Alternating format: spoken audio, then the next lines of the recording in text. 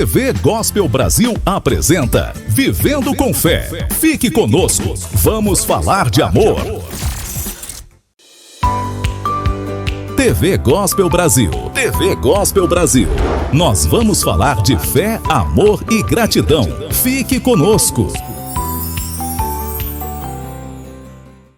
Assista agora aqui na TV Gospel Brasil mais uma mensagem impactante para a sua vida.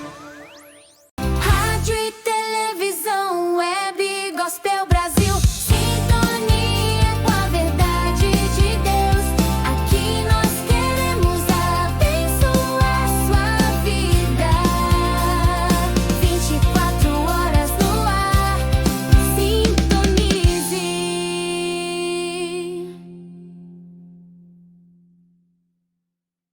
Gotino, como se deu a sua experiência de conversão à fé cristã? Você é cristão, e quem te acompanha sabe que você é um homem de fé, e de que maneira a sua prática de espiritualidade te ajuda no dia a dia a lidar melhor com as pessoas, do seu convívio, com o seu público? Bom, eu tive uma experiência interessante, e aí entra o Palmeiras na história, né? Eu adolescente, e as minhas irmãs começaram a frequentar uma igreja, né? A minha mãe foi também. A minha mãe era a minha mãe estava desviada, né? Porque ela cortou o cabelo uma vez, ela foi expulsa da igreja. Quando ela era nova, não podia cortar o cabelo, né? E aí minha mãe ficou fora um tempão. As minhas irmãs voltaram, conheceram uma igreja, acharam legal e começaram a ir. Minha mãe foi também, e elas adoraram tal. E eu, meio adolescente ali, meus 13 anos, meio querendo ficar na rua brincando, jogando bola, tal, zoando. E aí a minha irmã chegou e falou assim: ó, vai um jogador do Palmeiras lá na segunda-feira, tal, vai ter uma reunião de jovens lá, e vai o Dida, lateral esquerdo. O cara jogou no Curitiba, no Corinthians, tal, um cara bem bacana. Hoje comentarista esportivo, tal. Aí ela pegou e me convidou, eu fui. Cheguei lá, havia o testemunho do cara e achei aquilo tudo bacana, muitos jovens ali, um som legal. Me apaixonei por aquilo, fui lá na frente, levantei a mão e aí vivi experiências incríveis. E isso eu tinha 13 anos, isso foi em 1990. Aí fui para o acampamento da igreja e tal, e me apaixonei pelo evangelho, me apaixonei por Jesus, sou um seguidor dele e sou um cara que dependo muito dele todos os dias. Todos os dias eu converso com ele, peço para ele me ajudar nessa caminhada, nessa rotina, e agradeço todo dia por tudo que ele proporcionou na minha vida, que eu tenho certeza que ele esteve comigo. Você é membro de alguma igreja, frequenta assim os cultos e tem esse tipo de relação comunitária? Eu frequento a Igreja Batista, mas assim, eu vou aqui na Igreja Presbiteriana perto da minha casa também. Eu sou um cara que eu tenho uma visão um pouco diferente de muitos aí sobre a igreja, né? Eu acho que a gente tem que realmente ter um lugar para ir, mas eu acho que o mais importante é a gente, no nosso dia a dia, no testemunho que eu vou dar para a pessoa que está me vendo na rua, para o meu vizinho. Então eu penso muito nisso, sabe? Eu acho que o lugar físico é importante para você ir, e um lugar que você se identifica, que tem a ver com aquilo que você acredita. Mas assim, eu vejo hoje muita gente achando que Jesus é o gênio da lâmpada, né? Onde eu faço pedidos e ele me atende. Eu tenho uma visão hoje de relacionamento, cara, de caminhada com ele, de constância e de caráter, né? Eu oro todos os dias. Sou um pecador, sou falho, e todos os dias peço a ele para que eu tenha um pouquinho do caráter dele e de quem ele foi, né? Porque eu vejo hoje muitos evangélicos desejando a morte do outro, eu vejo evangélicos pegando em armas, e eu sou um cara da paz. Eu sou um cara da paz, eu sou um cara que eu acho que a gente tem que aprender com ele, né? De dar a outra face de sair dessa guerra e falar, ele é o Deus de amor, ele é o Deus de amor. Então, o primeiro ponto ali é amar a Deus sobre todas as coisas. Então, é amor. E amar ao próximo como a si mesmo. Isso não quer dizer que você tem que ser bobo, isso não quer dizer que você tem que ser tolo, isso não quer dizer que você vai ser passado para trás. Mas eu vejo hoje muita gente, tá? Que quer ir para o pau, quer ir para a guerra, quer ir para. Vamos lá, vamos usar as mesmas artimanhas. Não, eu penso diferente. Eu penso num evangelho vivo, de caminhada, de relacionamento, de eu tenho que impactar o meu pequeno mundo. Eu tenho que impactar as pessoas que estão comigo. Eu tenho que ser referência para as pessoas que estão comigo. Que as pessoas possam olhar para mim e falar, pô, esse é um cara de Deus. Mas não... Porque hoje tem muita gente querendo ganhar o Brasil para Jesus. E você não consegue ganhar, às vezes, o teu filho. Às vezes você não consegue ganhar a tua esposa. Às vezes as pessoas querem distância de você. Eu luto todo dia para não ser essa pessoa. Eu luto todo dia para que as pessoas queiram estar comigo, as pessoas estejam ao meu lado, que as pessoas possam ver um pouco de luz nessa cabeçona que eu tenho aqui, que muitas vezes quer ir para as trevas. O mal que eu não quero fazer, eu faço, e o bem que eu quero fazer, esse eu não faço. Então a gente vive o que está na Bíblia todos os dias, e eu estou tentando ser uma pessoa melhor a cada dia. É difícil, mas eu tento me distanciar um pouco do caminho que muita gente está indo. Eu falo, eu não quero isso. Eu quero caminhar com ele, para ele, ao lado dele, para um dia estar lá com ele. Como destravar na oração pública coisas que ninguém te contou e eu vou te revelar aqui neste vídeo. Então fique até o final, já curte ele para o YouTube entregar para mais pessoas e você já manda para aquela pessoa que faz parte da sua célula, do seu clã, que é sua amiga de comunhão, de oração e que você também quer que ela ore perfeitamente e mais alinhada com o Pai. E já se inscreve nesse canal porque aqui todos os dias tem um vídeo para edificar a sua vida espiritual, para te aproximar de Deus. E escreva aqui nos comentários, eu aceito ser usada por Deus. Eu aceito ser usada por Deus. Quero te dizer agora no começo do vídeo de que isso já aconteceu comigo. Ficava travada para orar na frente de outras pessoas. Às vezes você sente que Deus te chama, mas aí você tem medo de errar, tem medo de não agradar, tem medo de não convencer. Esqueça tudo isso. Vou te mostrar de forma prática, leve, o que Deus quer, o que a palavra de Deus nos ensina e quer da gente. Então vamos lá. Quero te passar primeiro item, que eu aplico na minha vida, comecei a trabalhar, isso é um processo e você tem que se ver livre de qualquer coisa que te prenda, ainda mais orando em público ou no secreto. Vamos lá, primeira coisa, o primeiro passo não é falar, é se entregar. A base bíblica está em Isaías 6,8 que diz assim, eis-me aqui, envia a mim. Então peça para Deus que você não quer falar, você quer se entregar e haja desse jeito. Um segredo para que você se entregue é você se sentir segura, sabendo que Deus é o teu Pai, que Deus ele te ama, que Jesus fez a obra na cruz.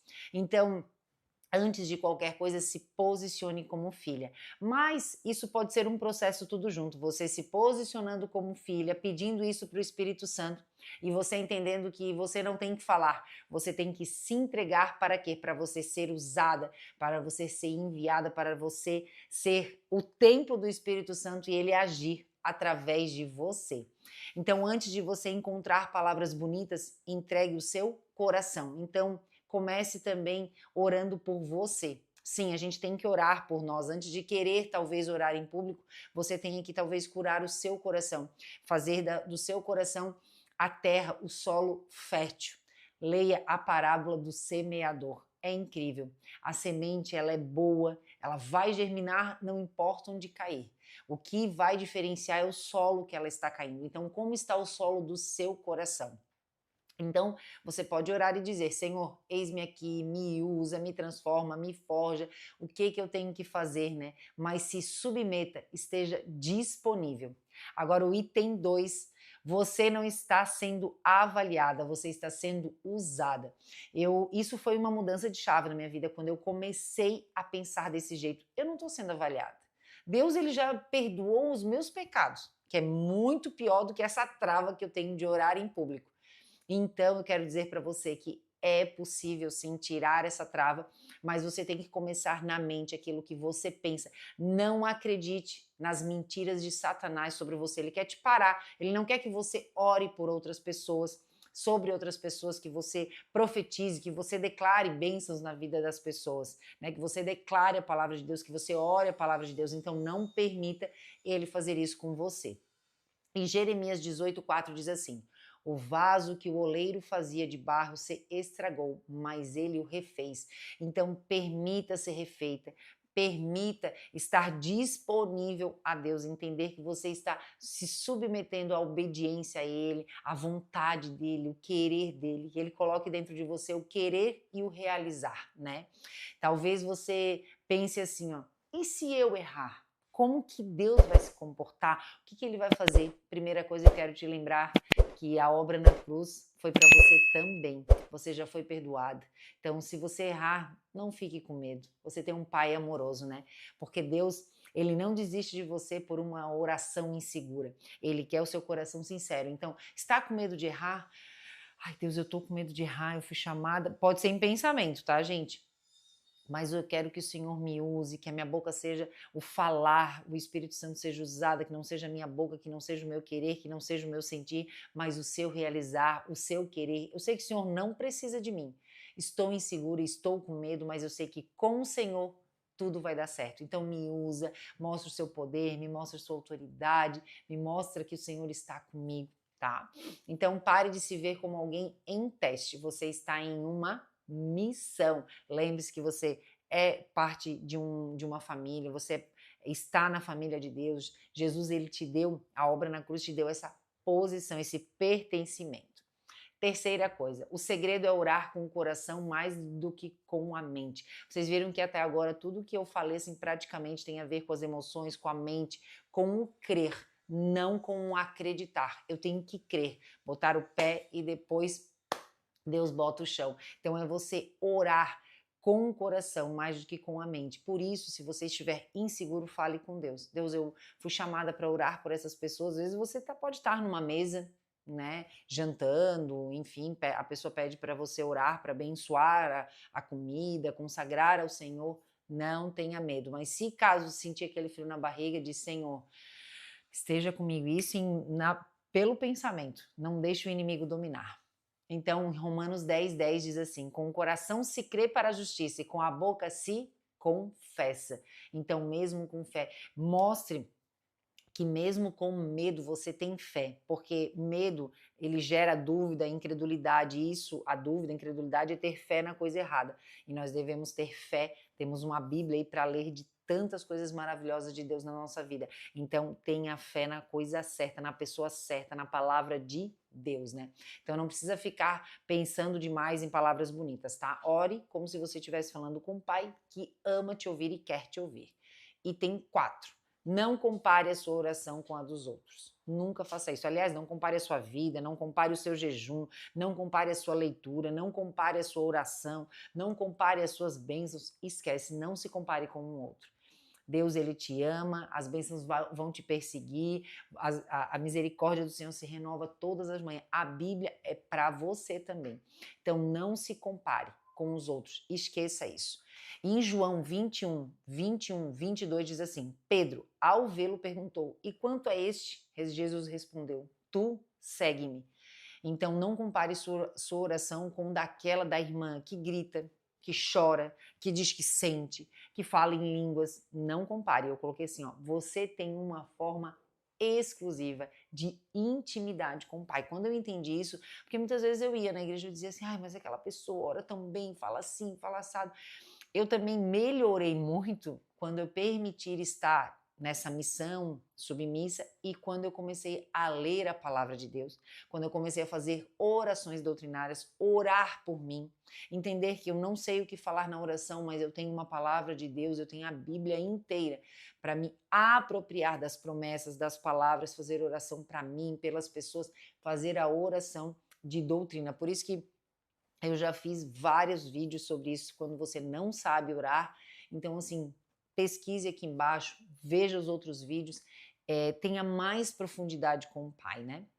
5, o Espírito Santo não solta a sua mão. Quando eu entendi, quando eu fiz o Espírito Santo meu melhor amigo, quando eu decidi, Espírito Santo, o Senhor é o meu melhor amigo, todos os dias de manhã, bom dia, Espírito Santo, seja bem-vindo, o que vamos fazer hoje? Eu me posicionei como esse querer, eu decidi, e eu me posicionei como filha, como templo do Espírito Santo. Mateus 28:20 diz assim, estarei com você todos os dias, até o fim. Então, quando você ora, o Espírito Santo está ali com você, lembrando que é o mesmo Espírito Santo que estava com Jesus no deserto, nos milagres. Então, use, determine na sua vida de que você decide ter o seu melhor amigo, o Espírito Santo de Deus. Mas tenha coerência com aquilo que você fala, com aquilo que você pensa e com aquilo que você faz, aquilo que você decide, tá? Então, o Espírito Santo, ele te ajuda a lembrar das palavras, a falar com clareza e principalmente a orar com amor. Então, Espírito Santo, me ajuda. Eu não sei o que orar, eu não sei como orar. Aliás, eu nem quero orar.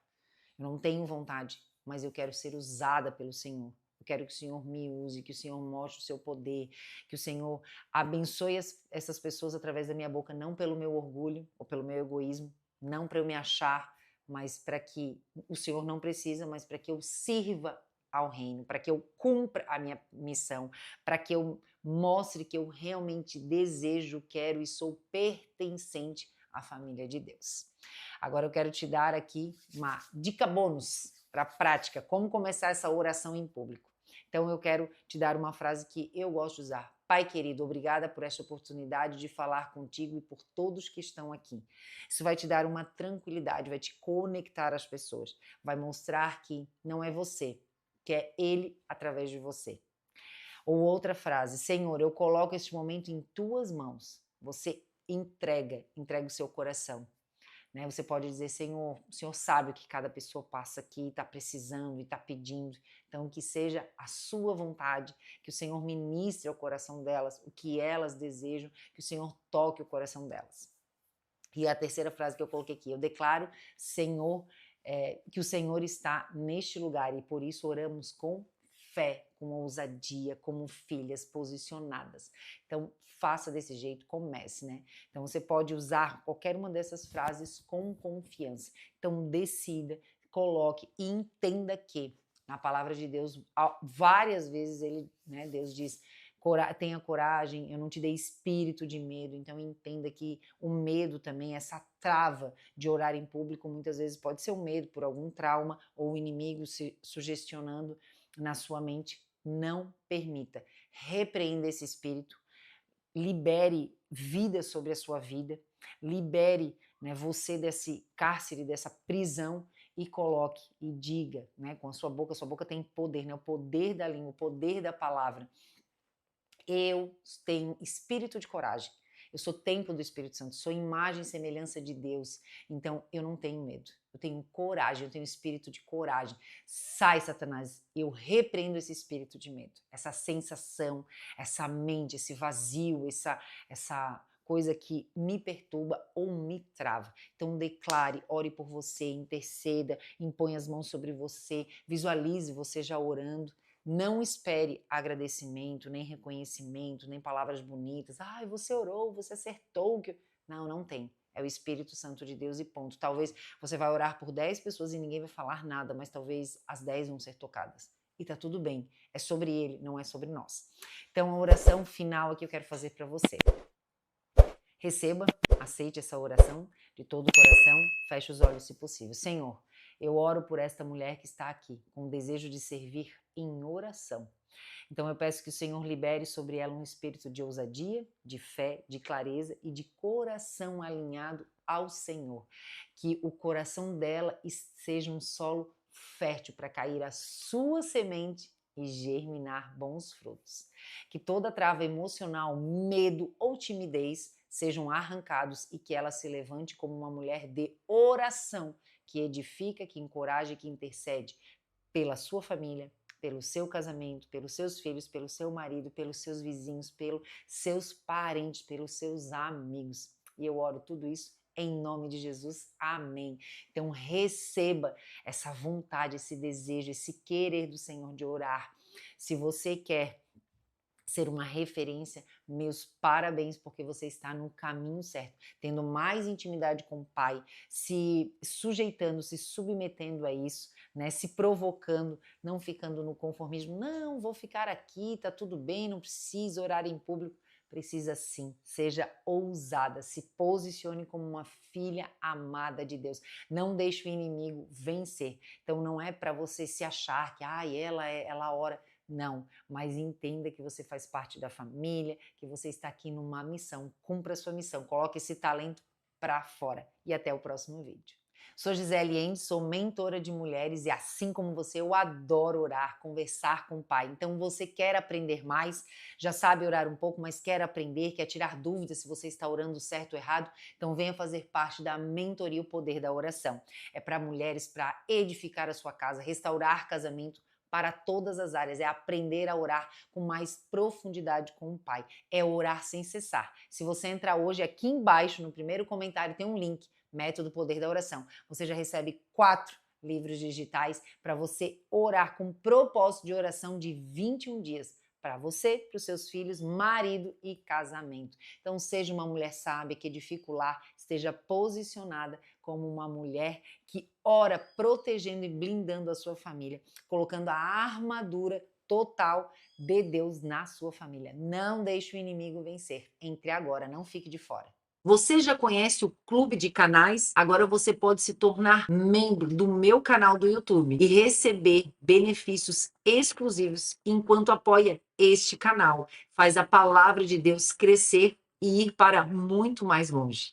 Então clique no botão aqui embaixo, seja membro, veja os níveis, benefícios e venha fazer parte dessa comunidade especial. Muita gente diz assim, você aceitou Jesus, né? Eu também já criei nisso, irmão. Emocionalmente me envolvi dessa forma. Você aceitou Jesus, né? Agora tem que ser batizado para receber o Espírito Santo. Porque está escrito na Bíblia. Não, não está. Leia só o que está escrito. Não interprete errado. Ore para o Espírito Santo te batizar. Não é o Espírito Santo que te batiza. Quem te batiza é Jesus. Porque João disse, eu batizo você na água. Aí eu saio, vem Jesus. E vai batizar você no Espírito. Jesus vai pegar você quando você crer nele. E vai mergulhar você, não na água, mas no Espírito. É o termo que está aqui, no Espírito, um locativo, dentro do Espírito. Vamos fazer uma reunião e orar ao Espírito para que nos batize. Está orando errado, não é isso que está na Bíblia. O Espírito Santo é um ambiente onde você vive. E ao passo que você entrega a sua vida a Cristo e se aproxima dele, João disse, você vem até mim para que eu te coloque na água. Era você que tinha que fazer isso comigo. Aquele que vem após mim vai pegar as pessoas e vai colocá-las no Espírito Santo.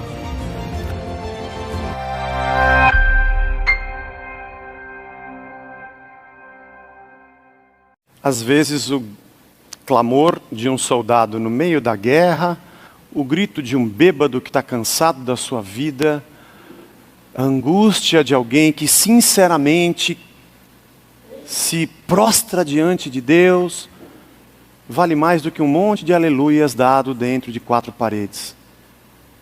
Uma grande verdade. Adoração não é uma coisa que acontece da boca para fora. Adoração não é um momento. Primeiro domingo, saímos de um estado de rebelião para um estado de adoração, quando encontramos a Cristo.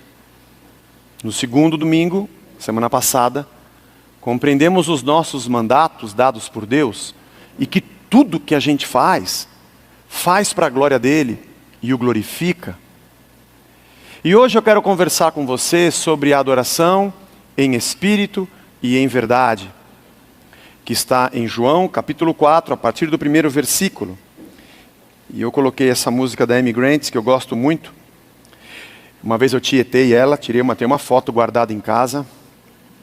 É uma das grandes artistas americanas. Cristã, em maioria do seu trabalho é um trabalho cristão, mas também tem canções que foram feitas populares, reconhecida. Eu estava num evento de música nos Estados Unidos, num hotel, que estava acontecendo uma convenção. De repente, quem chega? Amy Grant. Né? Daí eu falei para ela assim, cheguei perto e falei, Amy, eu posso tirar uma foto? Ela falou, of course. Ganhei o dia, tão pequenininho, nem falei que eu tinha CD gravado, ia dar vergonha perto do CD dela. Vamos ler esse texto com bastante atenção. Você já conhece, mas vale a pena prestar bastante atenção em cada palavra. Quando, pois, o Senhor veio a saber que os fariseus tinham ouvido dizer que ele, Jesus, fazia e batizava mais discípulos que João, se bem que Jesus mesmo não batizava, e sim seus discípulos, deixou a Judéia, retirando-se outra vez para a Galiléia. E era-lhe necessário atravessar a província de Samaria. Chegou, pois, a uma cidade samaritana chamada Sicar, perto das terras que Jacó dera a seu filho José. Isso é antigo. Estava ali a fonte de Jacó. Cansado da viagem, assentara-se Jesus junto à fonte por volta da hora sexta, meio-dia. Nisto veio uma mulher samaritana tirar água. E disse-lhe Jesus: dá-me de beber, pois seus discípulos tinham ido à cidade para comprar alimentos.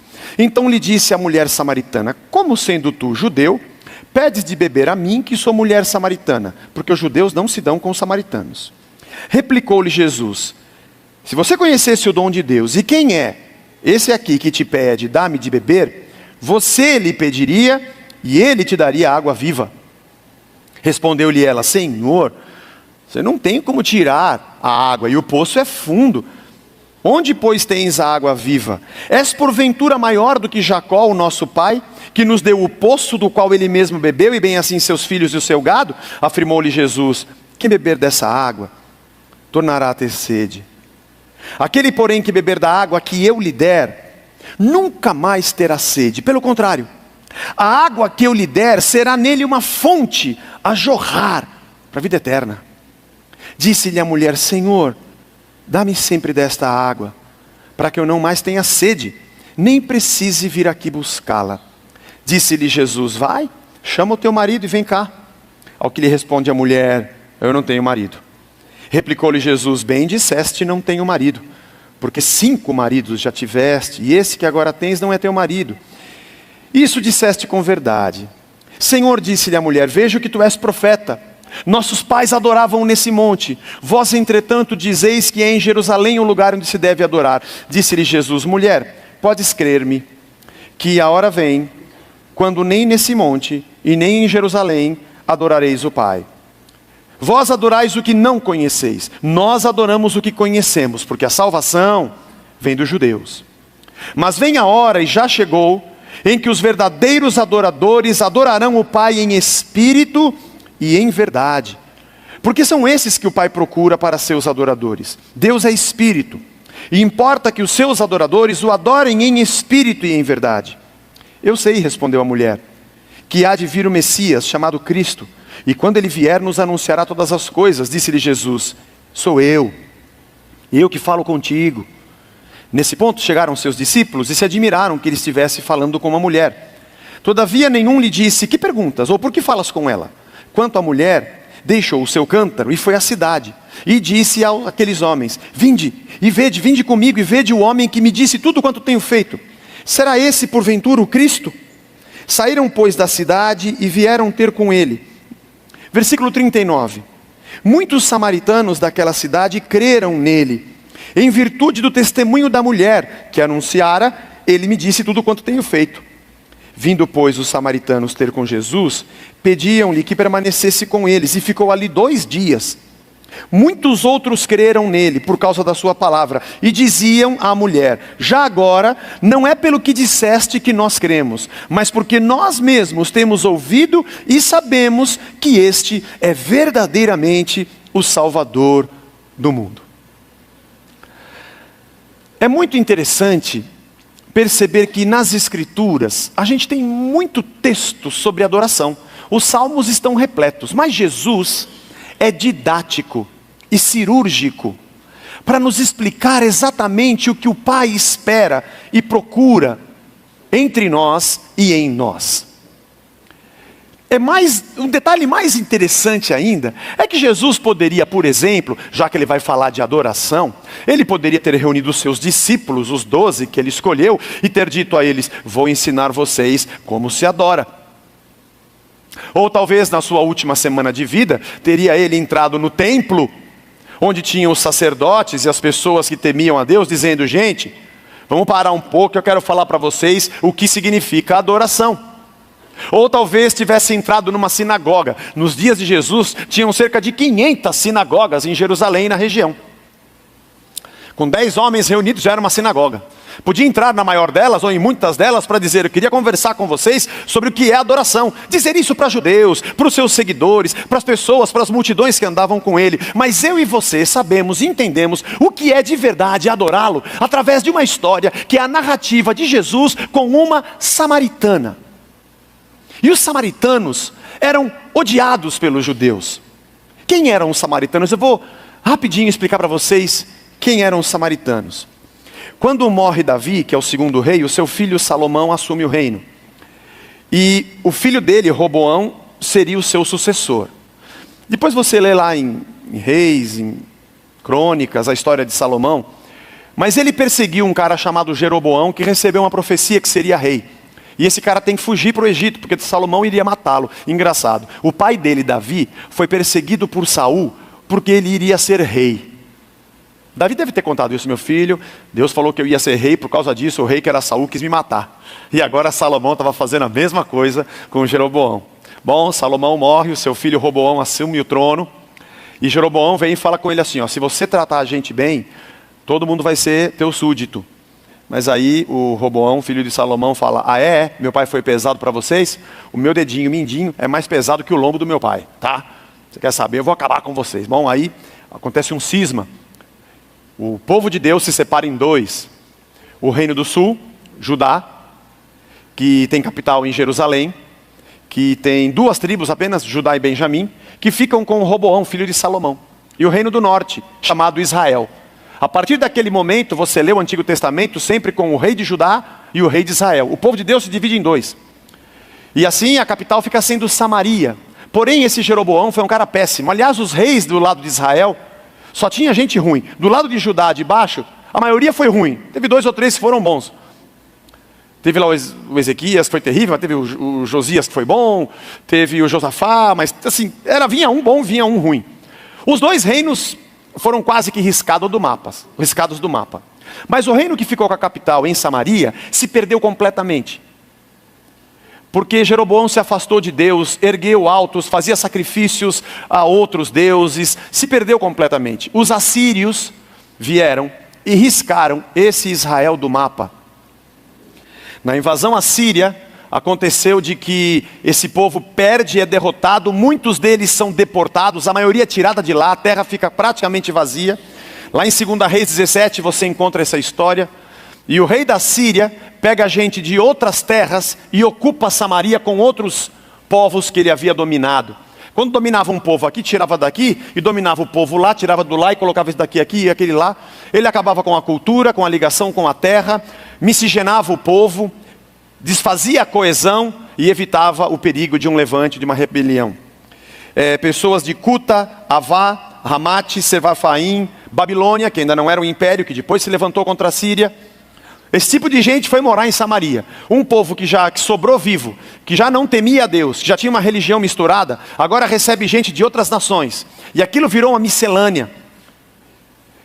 A Bíblia diz que leões começaram a atacar as pessoas, tamanho eram as abominações que cometiam contra Deus, a ponto do rei da Síria falar: pega um sacerdote aqui que nós prendeu e manda de volta para ensinar a religião, porque ele achava que era o Deus da terra que estava bravo. Para eles tentarem voltar a temer o Deus deles lá, porque o negócio está feio.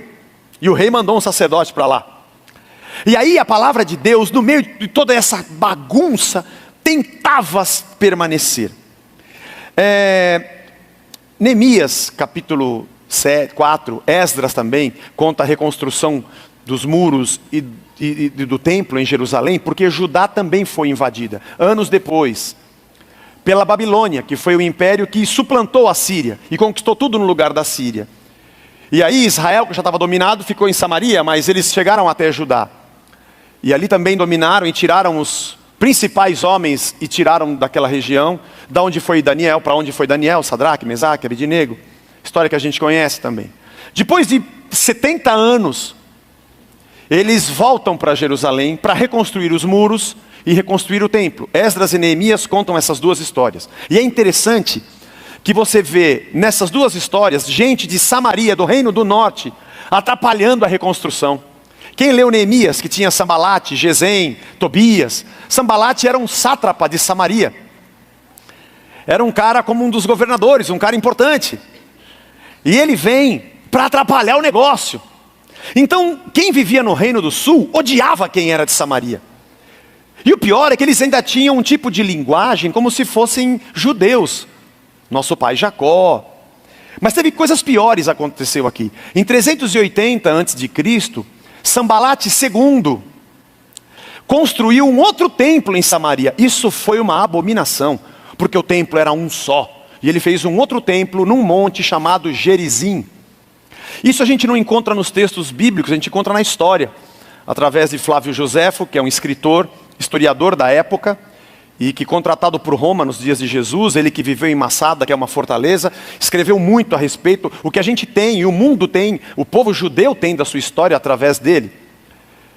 É aquele período que você acaba de ler em Malaquias, e está lá Israel e Judá destruídas, e quando você volta em Mateus, no Novo Testamento, já tem romano, já passaram os gregos, Alexandre o Grande, chegaram os romanos. O que aconteceu?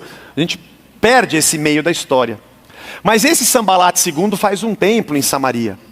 E olha que interessante, além de ter esse templo, que os caras já odiavam por ter um outro templo, depois de alguns anos, o sacerdote, o sumo sacerdote em Jerusalém, chamava-se Jadua, e tinha um irmão chamado Manassés. E deu uma treta entre eles que esse Manassés, esse nome não ajuda muito, mas o cara era abominável. E o Jadua chuta o irmão dele e fala: sai daqui que você não pode ficar aqui, você é um imundo. E o Manassés foge para onde? De Jerusalém, do Reino do Sul, vai lá para Samaria, que os caras odeiam, fica com aqueles caras lá.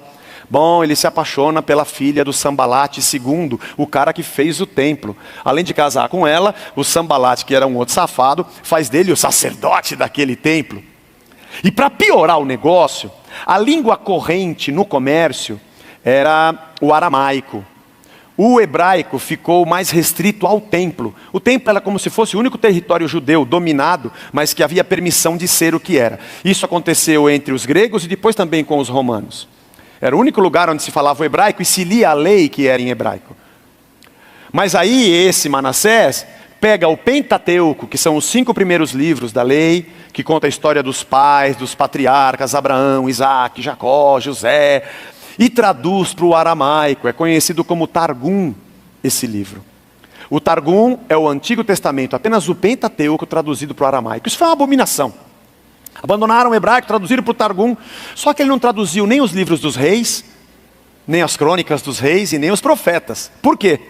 Porque eram nesses livros que estavam a história de que Samaria se afastou de Deus, se meteu com abominação, e Deus permitiu que os assírios riscassem Israel do mapa. Não era bom traduzir isso para a língua aramaica.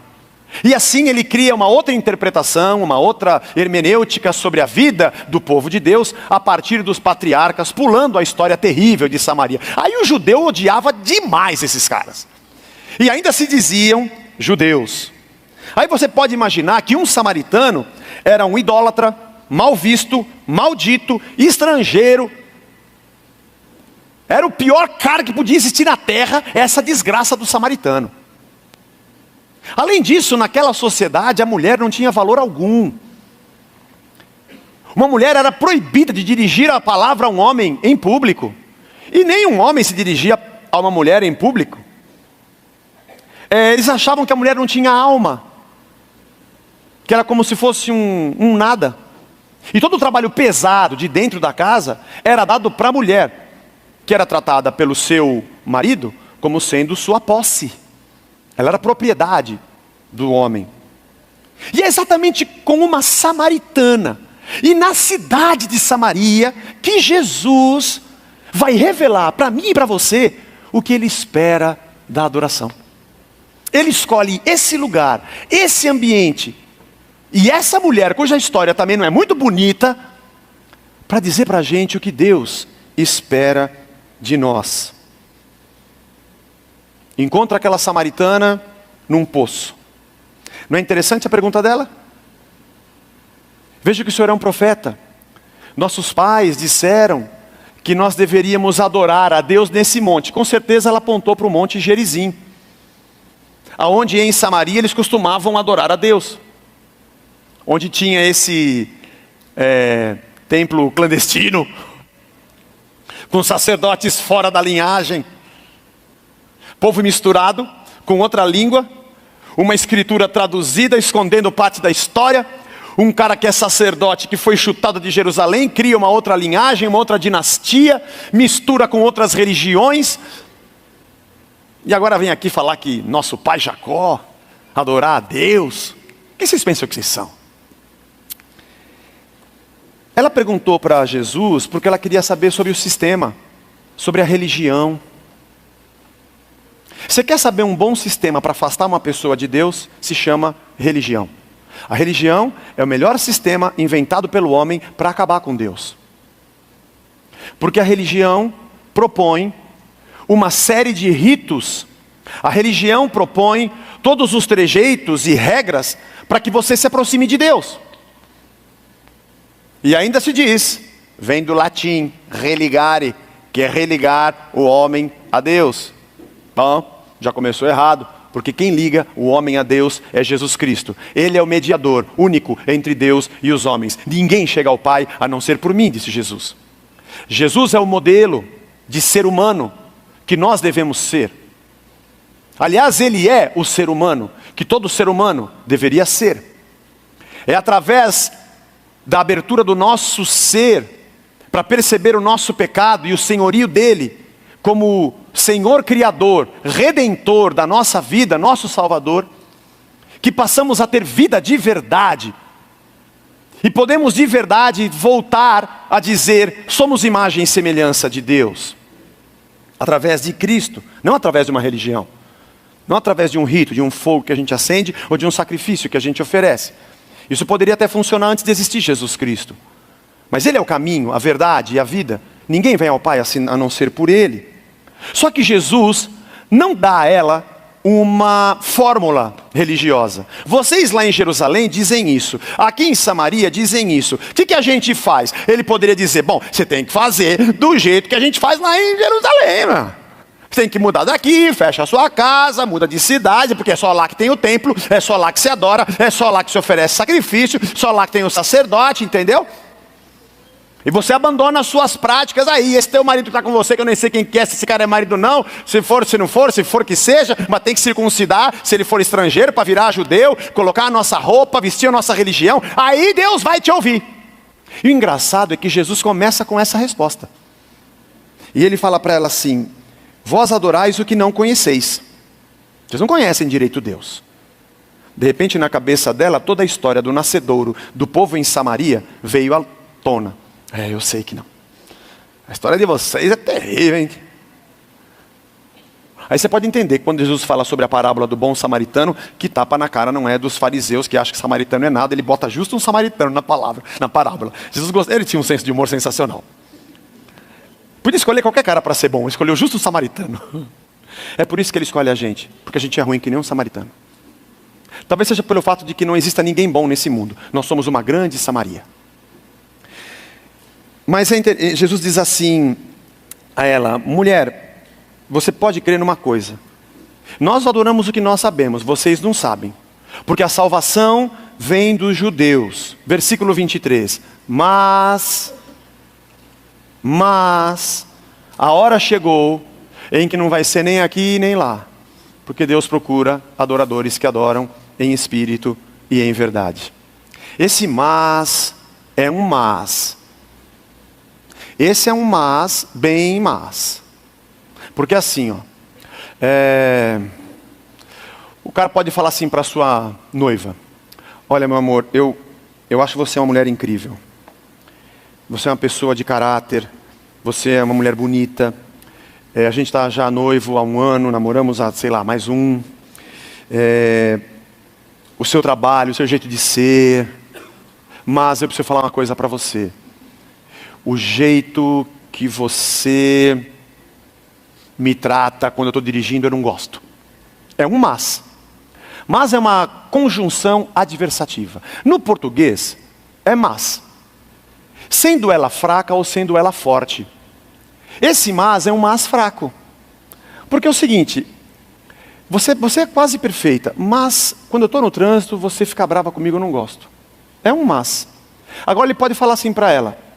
Você é uma mulher incrível, você está comigo há todo esse tempo, mas eu conheci outra pessoa. Esse mas É uma curva na história que deixa um lado para trás e parte para outro lado. No português, quando a gente escreve, não dá para saber. É na nossa entonação e no resto da história que você percebe se aquele mas era só mas ou se era um mas. O grego é muito preciso. As conjunções mudam. E no caso aqui, Jesus usa o mas. Ele usa uma conjunção adversativa forte. Alá.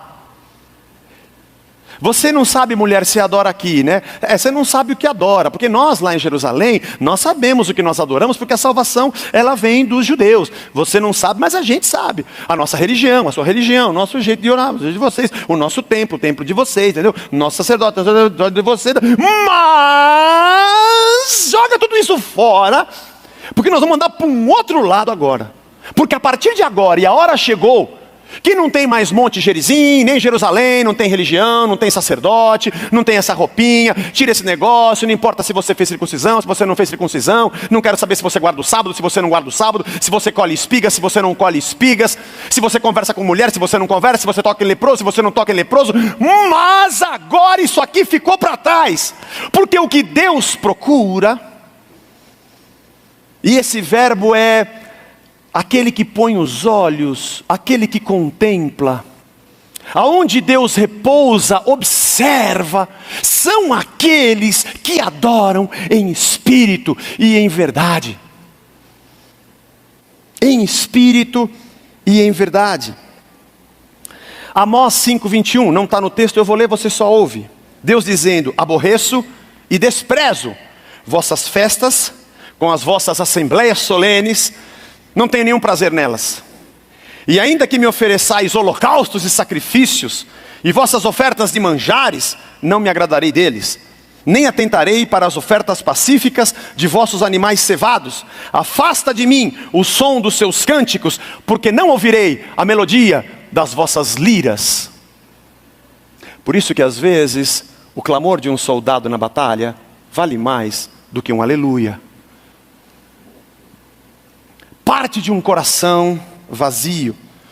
Marcos capítulo 7, versículo 6, você conhece. Jesus disse aos fariseus: bem profetizou Isaías a respeito de vós, hipócritas, como está escrito: este povo honra-me com os lábios, mas o seu coração está longe de mim. Adorar em espírito.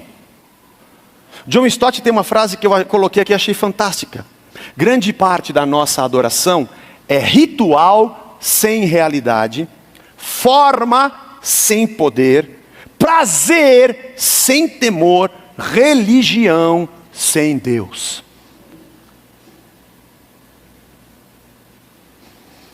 Grande parte da nossa adoração é ritual sem realidade, forma sem poder, prazer sem temor, religião sem Deus.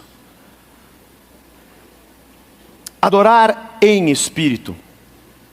E ele usa uma preposição de ambiência, um locativo. É quem está dentro do espírito. Adorar em espírito não é adorar dentro da igreja. Não é aquele que levanta a mão, não é apenas o que se emociona. É aquele que está imerso no espírito. E por isso, cheio e tomado por ele. Ao mesmo tempo em que o espírito o preenche, o espírito também o envolve. Deixa eu abrir um parênteses bem rápido aqui. Vale a pena. Já falei sobre isso na quarta-feira com mais tempo. Vou falar meio correndo aqui, mas vale a pena. Batismo no Espírito Santo. Muita gente, ou até a nossa tradução, algumas delas fala com, mas todas as vezes que aparece esse termo é o locativo. Batismo no Espírito, dentro do Espírito. João Batista diz: eu vos batizo na água, eu batizo vocês dentro da água, mas aquele que vem após mim, ou seja, Jesus Cristo, vos batizará no Espírito Santo. Muito legal isso. Quem batiza é João. Quem é batizado? Aquele que crê. Onde ele é batizado? Na água. João pega a pessoa e mergulha dentro da água. Muita gente diz assim: você aceitou Jesus, né? Eu também já criei nisso, irmão. Emocionalmente me envolvi dessa forma. Você aceitou Jesus, né? Agora tem que ser batizado para receber o Espírito Santo. porque está escrito na Bíblia. Não, não está. Leia só o que está escrito, não interprete errado. Ore para o Espírito Santo te batizar. Não é o Espírito Santo que te batiza, quem te batiza é Jesus. Porque João disse, eu batizo você na água. Aí eu saio, vem Jesus e vai batizar você no Espírito. Jesus vai pegar você quando você crer nele. E vai mergulhar você, não na água, mas no Espírito. É o termo que está aqui, no Espírito. Um locativo, dentro do Espírito. Vamos fazer uma reunião e orar ao Espírito para que nos batize. Está orando errado, não é isso que está na Bíblia. O Espírito Santo é um ambiente onde você vive. E ao passo que você entrega a sua vida a Cristo e se aproxima dele, João disse já a Jesus, você vem até mim para que eu te coloque na água. Era você que tinha que fazer isso comigo. Aquele que vem após mim vai pegar as pessoas e vai colocá-las no Espírito Santo. E eles vão viver no Espírito Santo. Não é um momento de emoção. Não. É a tua vida inteira. É o estado de adoração. É o cumprimento de um mandato. São todos os teus passos. Um adorador é aquele que vive no Espírito. James Strong, que é um antigo dos primeiros estudiosos do léxico grego, ele dá um exemplo que eu acho muito interessante, como de um picles. Porque você pode pegar lá a cebolinha e a cenoura, pepino, que a gente tem tanto pepino na vida, e mergulhar batizá-lo, a palavra batismo é imersão. E colocar ele numa solução de vinagre com, sei lá o que, outros tipos de temperos. Mas se você tirar ele, ele continua sendo uma cenoura. No máximo deu um gostinho. Mas ele explica a palavra batismo como aquele pedaço de pepino ou de cenoura que você coloca e deixa lá dentro no pote. A ponto daquela solução líquida penetrar nesse legume e mudar a sua essência, mudar a sua característica. Não é um salzinho, um azeitezinho que você jogou, penetrou nele. Já não é mais cenoura, já não é mais pepino, agora é um picles. Agora é outro sabor, é uma outra coisa. E eu gosto muito desse exemplo do Strongs. Porque quando Jesus Cristo está ali, e você chega até Ele para dizer, a minha vida é tua, e você é dele, automaticamente você é imerso numa outra vida, e esse é o sentido. Não é um segundo momento, é exatamente no momento que você chega a Ele. Você não pede ao Espírito, você se aproxima de Cristo. E Ele vai te mergulhar numa outra realidade de vida. E você vai permanecer nessa realidade, em espírito. Sua cabeça vai mudar, porque vai penetrar em você, Ele vai habitar em você. Ao mesmo tempo que Ele te envolve, Ele te toma. Muda a sua cabeça, muda o seu coração, você passa a se arrepender. Coisas que você fazia, que você nunca deu a menor bola, agora você se preocupa, eu não quero mais fazer aquilo. Independente de um pastor ou de uma religião, seja no Monte Gerizim, ou seja em Jerusalém. Não é por um sacerdote, não é por uma regra, é porque eu conheci o Filho, e o Filho me mergulhou no Espírito. E as minhas reações diante dele não podem ser da boca para fora, é impossível, porque Ele está dentro de mim. É impossível que eu faça da boca para fora. Ele habita aqui e Ele me envolve, eu vivo nele. Porque nele vivemos, nele existimos, nele nos movemos, está em Atos 17, 28. Por isso a religião propõe uma vida santa e piedosa dentro das quatro paredes, nos rituais. Mas isso não é adoração. Não, mulher, esquece. Mas esquece tudo. Porque agora você precisa entender que é no Espírito, é imerso nele. Adorar, proskineo é o verbo. Que além de uma postura corporal de se encurvar, também significa uma atitude interna de reverência na prostração. Em espírito, contrito, movido, moldado, transformado, obediente, temente, grato, agradecido, feliz, espontâneo, entregue. A tua vida não mais te pertence. Esse é o tipo de adoração que o Pai está procurando. Gente de verdade, em espírito e em verdade. Você entendeu o que é adoração em espírito? Bem rapidamente. Vale a pena mergulhar mais fundo nesse tema. Mas quando ele fala para essa mulher em verdade, que verdade, Zé? Como assim, de verdade? Tipo assim, eu estou aqui, sou eu mesmo que estou aqui, não é um fantoche, essa música eu mesmo compus, não é plágio. Difícil nos dias de hoje, mas eu vou fazer uma coisa de verdade aqui, Senhor. Eu marquei essa data, eu vim. Não, não é isso. A verdade sobre quem ele é, ela sabia? A verdade sobre quem ela era, ela sabia? E a verdade sobre a palavra dele, ela sabia? Vamos passar a história rapidamente? Rapidamente. Os discípulos passam por Samaria junto com Jesus. Jesus sai. Aliás, os discípulos saem para comprar alguma comida. E Jesus senta na beira do poço. Uma mulher samaritana se aproxima. E ele pergunta para ela: você pode me dar alguma coisa para beber? Essa conversa deve ter sido uma conversa bem superficial. Superficial. E não muito agradável no sentido de que causa uma saia justa. Porque um homem falar com uma mulher em público já não é normal. Ainda mais sendo uma samaritana. A mulher teve 5 maridos. Peraí, esse negócio aqui não está na... O pessoal de Samaria... E esse cara? O que esse cara fez com aquela mulher? Com todo esse histórico.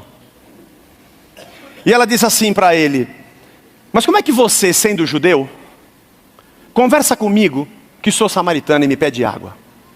Por enquanto, é um homem judeu, que eu não sei quem é. E ela chamou ele de Judaion, chamou ele de judeu. Não chamou ele de senhor. Porque alguém com quem a mulher se relaciona, ainda que numa situação de subserviência, ela se colocaria como uma serva. Você é um judeu e eu sou uma samaritana. A gente não tem nada, me estranha você querer falar comigo. Mas as conversas começam assim. A gente não conhece muito bem a pessoa, faz a leitura do livro pela capa. Somos cheios de fazer descrições dos outros sem conhecê-los. O Facebook é cheio disso. Você coloca uma frase, as pessoas comentam dizendo: eu sei o que você está querendo dizer. Bom, o cara é bidu, ele é profeta, ele é vidente. O cara ele entende tudo. E nós somos assim, todos nós somos assim. Aquela mulher, quem é esse cara? Conversa distante. De repente ele fala assim para ela: bom, se você soubesse quem eu sou e o que eu estou fazendo aqui, você me pediria e eu te daria uma água viva. Aí uma água que vive, diz o texto. Aí ela diz assim para ele: Senhor, opa, parece que houve uma pequena aproximação.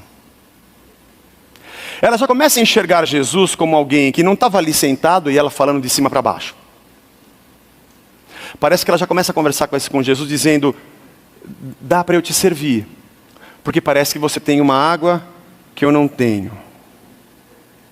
Mas como é que o Senhor vai tirar essa água? O poço é fundo.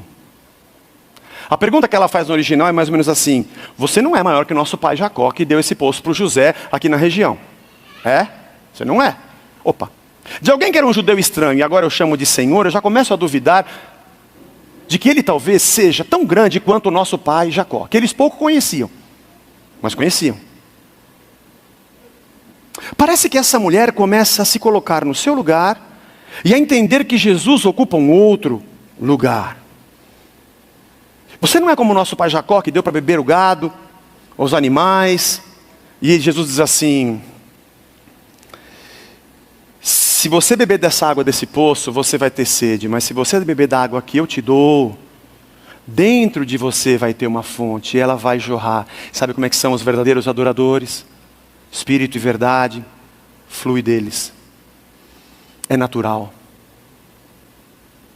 E ela então diz assim, se abrindo um pouco mais e se curvando um pouco mais, ela diz, como a gente faz quando quer dizer que tem problema, mas a gente não quer dizer muito. Oh, que bom que eu tenho essa água. Ei, lá em casa, se tivesse uma água dessa. Que água? Não se preocupa não, só estou pensando alto aqui. Eu queria ter uma água dessa, só podia me dar uma água dessa, para que eu não tivesse mais sede, é o que eu sinto. E nem tivesse que vir todo dia buscá-la, é o que eu peno. Sem abrir muito a minha história, o judeu que era Senhor, o judeu que eu trato como Senhor, e que agora eu digo que pode ser igual a meu pai Jacó, deve ter uma coisa que de verdade eu preciso. Aí ele diz assim, chame o seu marido para a gente conversar. Aí a verdade de alguém que só se aproximou como samaritana e viu um Jesus sentado e trata ele de cima para baixo, a verdade de quem esconde a sua sede e o seu pesar aparece um pouco mais, talvez se descortina, não que Jesus já não soubesse. Mas ela diz, eu não tenho quem trazer.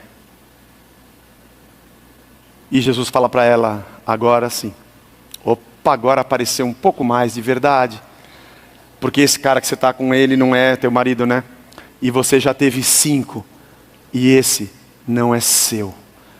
E essa mulher, que chega como uma samaritana, cheia de sede e dor, mas ainda assim trata um judeu como um judeu trata um samaritano, agora está prostrada para dizer, o Senhor não é um judeu, nem apenas um homem que eu chamo de Senhor, e nem tampouco como nosso pai Jacó, eu vejo que o Senhor é um profeta. O Senhor é um profeta. Nossos pais diziam que a gente tem que adorar aqui, vocês falam em Jerusalém, aonde que a gente adora? Aí ele diz para ela, mas todas essas coisas ficam para trás, porque é aqui, em espírito, e agora de verdade.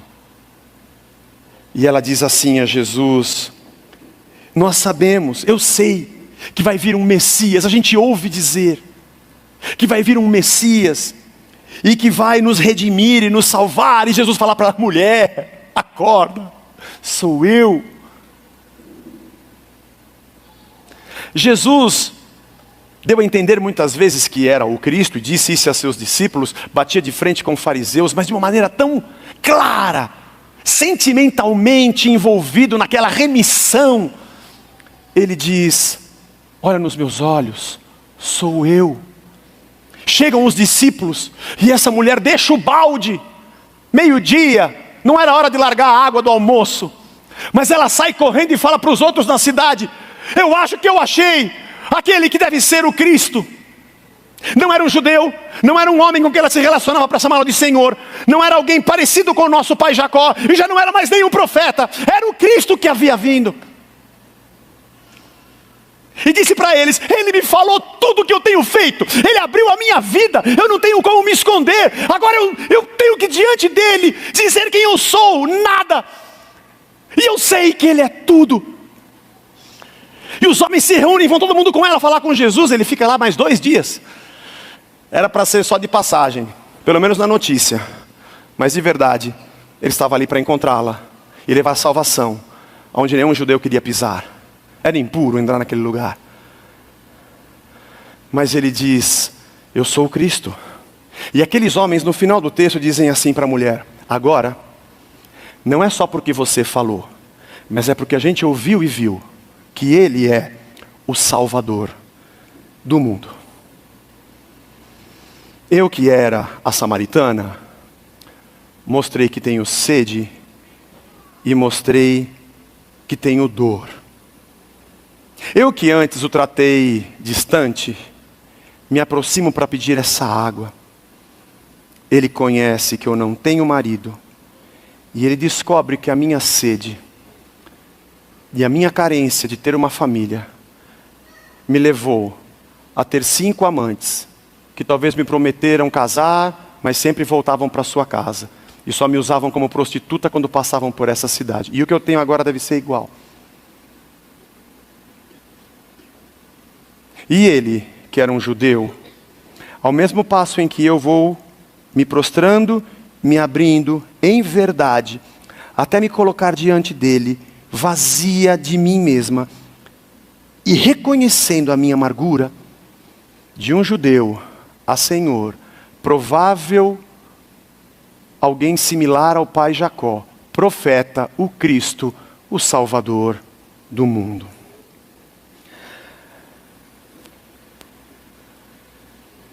Há uma probabilidade pequena de que a palavra proskunel ou proskinel, que é adoração, seja a junção do pros, a favor de, para, como a gente usa, veio do grego, e a palavra kion, que significa cachorro.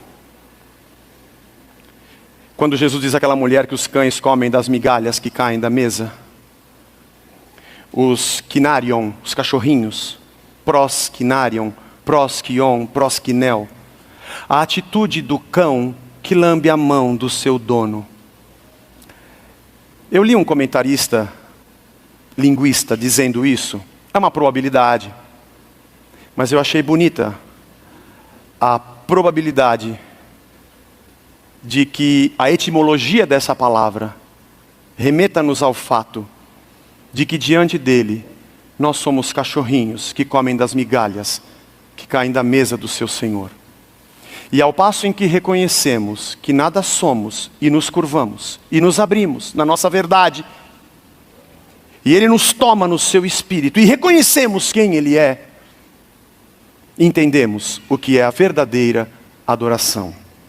John Stott também diz que a nossa adoração é uma resposta à revelação de Deus. Quando eu me aproximo e quando ele se revela e eu entendo quem ele é, entendo quem eu sou, a minha adoração é uma resposta natural à revelação de Deus para nós.